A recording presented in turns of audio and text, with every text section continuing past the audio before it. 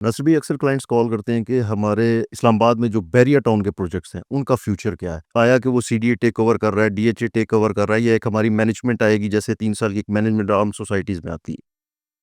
فرحان بھائی، بیریا ٹاؤن کا فیوچر کوئی کسی قسم کا اس کا ایشو نہیں ہے۔ ملک ریاض صاحب کے پرابلم گو کہ گورنمنٹ کے ساتھ چل رہے ہیں، لیکن بیریا ٹاؤن پراپر ایک آرگنائزیشن ہے، اس کا سارا سسٹم الگ ہے۔ ہاں، یہ ہو سکتا ہے کہ جب ایک بندہ کام کرنے والا بندہ جو ہے وہ اس کے مسائل بنے تو وہ تھوڑی بہت ڈسٹربنس ضرور ہوئی ہے، مارکیٹ بھی تھوڑی ڈاؤن ہوئی ہے، سروسز میں بھی تھوڑا بہت فرق پڑا ہے بیریا ٹاؤن کا، لیکن بیریا ٹاؤن کے جو انویسٹر ہیں یا کلائنٹ ہیں یا جن لوگوں نے وہاں پہ گھر بنایا ہوا ہے، آن گراؤنڈ پراپرٹی جن کے پاس موجود ہے۔ اب بیریا ٹاؤن کی فائلیں لوگوں کے پاس ہوں گی، ان کا شاید پتہ نہیں کیا بنے گا آنے والے ٹائم میں، وہ میں کچھ نہیں کہہ سکتا۔ تو جن لوگوں کے پاس آن گراؤنڈ وہاں پہ پراپرٹی موجود ہے، ان کو کسی قسم کا کوئی پرابلم بھی نہیں بنے گا۔ اور پھر سیکنڈ یہ کہ اچھی بات ہے، اگر بیریا ٹاؤن سی ڈی اے لے لیتا ہے تو میرے خیال میں آج جو پلاٹ 1 کروڑ کا ہے وہ 1.5 کروڑ کا ہو جائے گا۔ سی ڈی اے کی کریڈیبلٹی ہے، پراپر ایک گورنمنٹ کا ادارہ ہے۔ اگر ڈی ایچ اے کے پاس چلا جاتا ہے بیریا ٹاؤن، تو اگر سی ڈی اے کے پاس جاننے کی وجہ سے 1 کروڑ کا پلاٹ 1.5 کروڑ کا ہوتا ہے، تو ڈی ایچ اے کے پاس جاننے کی وجہ سے 1 کروڑ کا پلاٹ 1 کروڑ 70 کا ہو جائے گا۔